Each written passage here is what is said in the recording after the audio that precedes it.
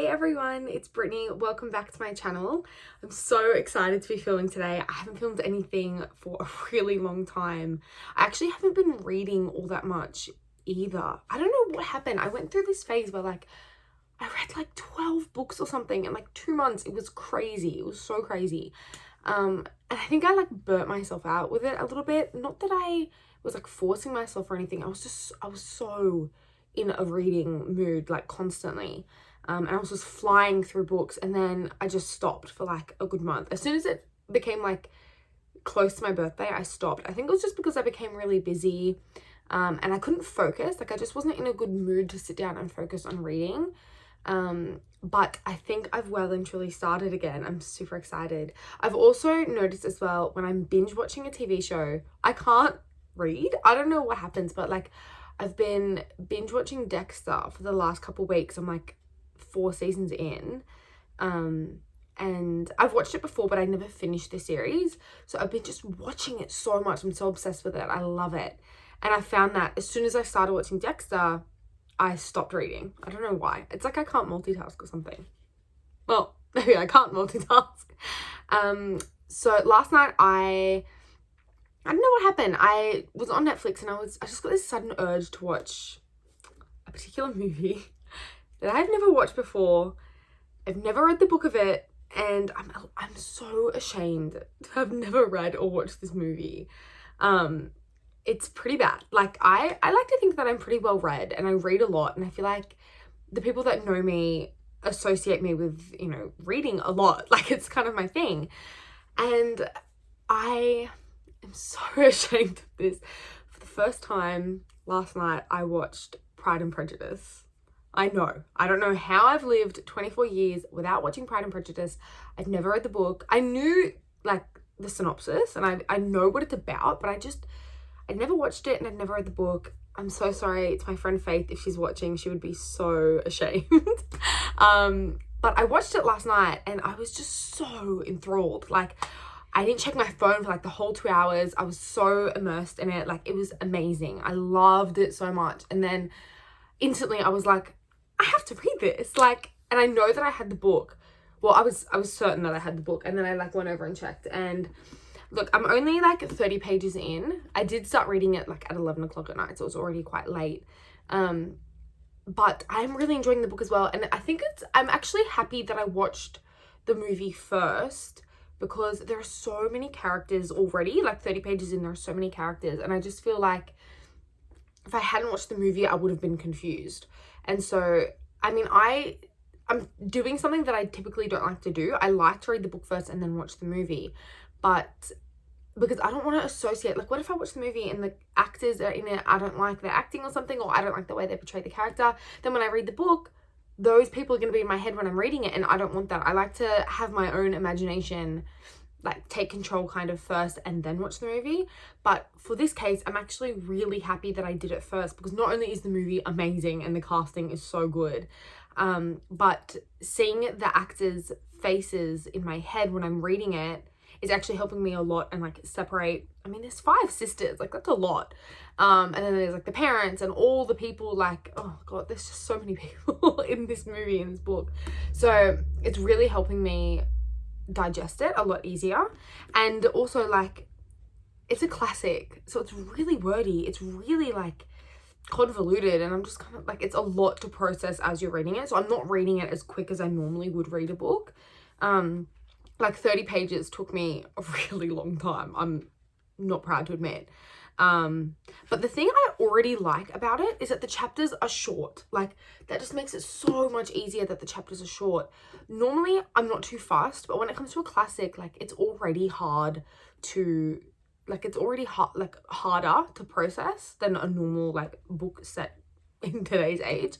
So it's already harder, so making it in short chapters is so much easier, because then I don't know, it's just short bites of the story, rather than having to read a 30-page chapter, which is just, 1, exhausting, and 2, I don't like to stop reading halfway through a chapter. I like to finish the chapter and then be okay, I'm done for the night or whatever.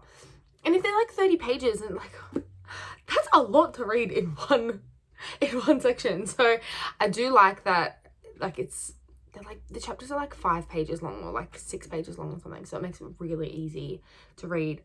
But I'm so excited. Like, I'm finally reading Pride and Prejudice, and oh man, it's just something that I've wanted to read for a long time, and I've known that I have to read because it's a classic, and it's like not only a classic, but it's a classic love story that everyone loves, and I knew that I would like it. It's just, I have to be in the right mood to read something. Hey baby, my cat's down here. All right, the other book that I wanted to talk about while I was here is one of my all-time favorite books, The Outsiders. Oh my god. Did you just hear my cat? So this is my, like, if I had to pick top 5 books, which I would never do because it's been too hard. Someone asked me on the weekend, actually, like, what's your top 5 books? And I was like, you can't ask me that. Like, I don't know. Like, I've read hundreds of books. I don't know what my top 5 are. That's way too hard to pick. Like, if I had to pick by genre, then I definitely could. But top 5 in general, no way. No way. That is just so hard. But if I had to, this would be in the top 5 because I love this book so, so much. Like, oh, I don't even know where to begin with this book. The first time I read this book, I was 15. I was in year 10. I had to read it for year 10 English.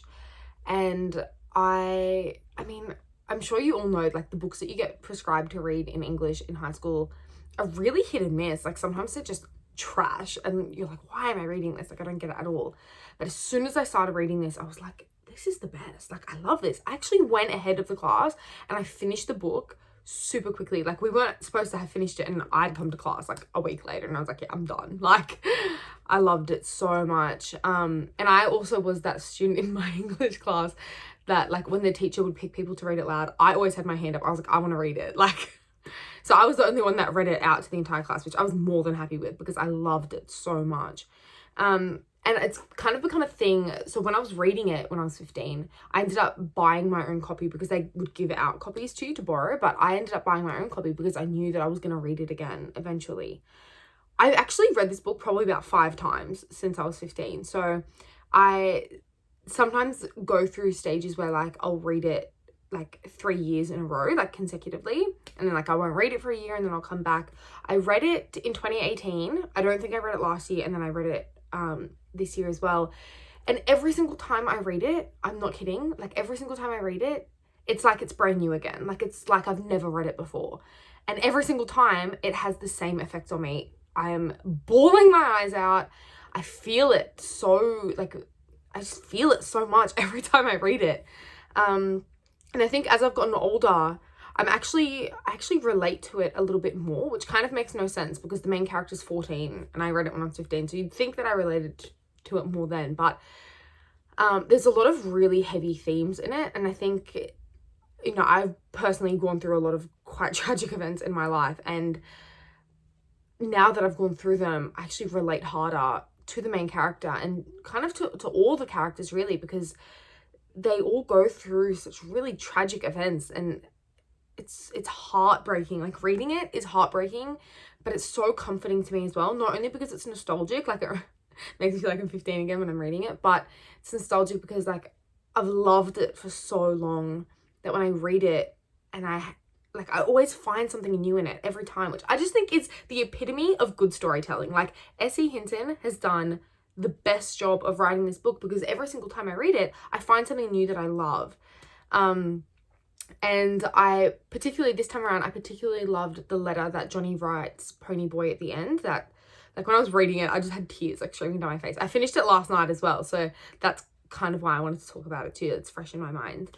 And I think one of the few things that I love about it, it's like, it's not just a classic. Like, it has so many things in it that, even though it's written and set in the 1950s, so many kids, and well, I'm not a kid, but I relate to it. Like, so many kids today can still relate to it because it talks about so many things like societal pressures and tragedy and death and family problems like domestic violence and being separated from your parents and, like, socioeconomic status and how it separates, like, kids from all different parts. Like, I think one of my favorite parts in the book is when Cherry and Ponyboy are talking, and Cherry's a soc, so she's, like, rich and popular, and she, like, leads a very privileged life, and Ponyboy is a greaser, so he's quite poor and he has a really bad reputation for being, like, a thug and all this stuff. And basically they become friends quite early on in the book. And they have this moment where they're talking about sunsets and how they still watch sunsets even though they're from like opposite sides of the tracks, and how like right at the end, oh my god, it makes me sad just thinking about it. And right at the end, how she says like even though they're different, they both watch sunsets. And like, oh, her mind, S.E. Hinton's mind when she wrote this, I love that so much. Like, I'm probably not explaining it very well. I actually get like anxiety talking about my favorite books because I feel like I'm not going to do them justice. So I'm so sorry if I'm rambling. I just really, I love this book so much and I want to do it justice, but it's so hard to articulate because I love it so much. And I like, to me, when I'm reading it, it's so symbolic and it's so meaningful. And the way that she's written it, like, you just empathize with them both so much. Like, they talk about how even though they're rich and they have a really privileged life and they have everything handed to them, things are still hard for them and things are still rough. And they're just, and the sunset thing makes the reader aware, like, you can have everything and you can be so rich and popular and all this stuff, or you can be poor and have a really bad reputation and not have much at all, but you're still a kid. Like, at the end of the day, the sunset thing ties them together because they're still kids. They're still going through shit. They're still learning who they are and experiencing the world and going through heartbreak, and like, they just have a different set of problems. That's all it is. I do understand that, but at the same time, I still think the Greases have it way tougher. Like, that's a whole other thing though. And so I finished it last night. I really do believe that I've read it like 5 or 6 times. It is like my favorite book. And every single time I read it, I just cry so much. Like, I feel it so heavy. And not only is this one of my favorite books, but this book introduced me to like my all-time favorite poem. It's the Robert Frost poem, Nothing Gold Can Stay. I'm pretty sure that's what it's called. Ooh, it's my favorite poem. I should definitely know what it's called. And then there's a line in the book, which is my favorite line of all time. Everyone knows it. It's when Johnny says to Ponyboy, he says, "Stay gold, Ponyboy." Oh my god, that kills me every time. I read it last night. I was just bawling my eyes out. It kills me every time. And I love it so much because like, when Johnny says that line, "Stay gold," is not actually in the poem, but Johnny heard Ponyboy talking about the poem and like recited it, and Johnny took his own interpretation of it, which I love, and that's how I interpret it as well. And it's just so beautiful and so wholesome. And he says it, oh no, I'm not going to say spoilers in case you guys haven't read it. I was about to ruin the ending. And it's just one of my favorite lines of all time when he says, "Stay gold, Ponyboy." And I relate to that a lot as well, because basically Johnny is saying to Ponyboy, like, don't let the world make you hard. Like, don't let the world ruin the good that you have in your heart, and don't let the world ruin, and don't let society and everyone and your circumstance take away from the beautifulness of your personality. Oh my god, like, that is just so deep. And Johnny himself is 16 and Ponyboy is 14, and it's just, and all this is based off like real events as well. Like, S.E. Hinton, like, part of it is autobiographical. Like, she's experienced, like, I don't know how much of it is truth and how much of it is fiction, but like, to know that kids actually experience stuff like this, and these kids are so mature, like, they still have so much to learn and they have so much growing up to do. But when Johnny said that, I was like, at 16 years, like, he is so deep and so heartfelt and sincere, and it's just heartbreaking, like, the circumstances that these boys are in. And I don't know, it just really makes you appreciate how tough things can be for people. I highly recommend this book. If you have not read The Outsiders, you have to read it. Every single time I read it, it's like 5 out of 5. Every time. Highly recommend that you read it. It's amazing. Alright everyone, thank you so much for watching. I know this was a quick video. I just wanted to talk about the books that I've been reading. So thank you so much for clicking and watching. I know it's been a while since I posted something, so I really appreciate you sticking around. And hopefully I'll be filming more. I've got a bit more time on my hands now, so I'm hoping that I can read a lot more. I still have like 7 books to go that I have to read before the end of the year. I 100% can do it, even though like I took a couple weeks off reading. I definitely can get there. I really want to exceed it, so hopefully I can get more than 7 books. I only have 2 months. Yeah, I can do that. definitely. And if you haven't already, please give my book page a follow on Instagram. It's Brittany Rosina Book Club. I would love to see you guys there. And now that I'll be reading more, I'll be posting there a lot more as well. So thank you so much for watching, and I'll see you in my next video.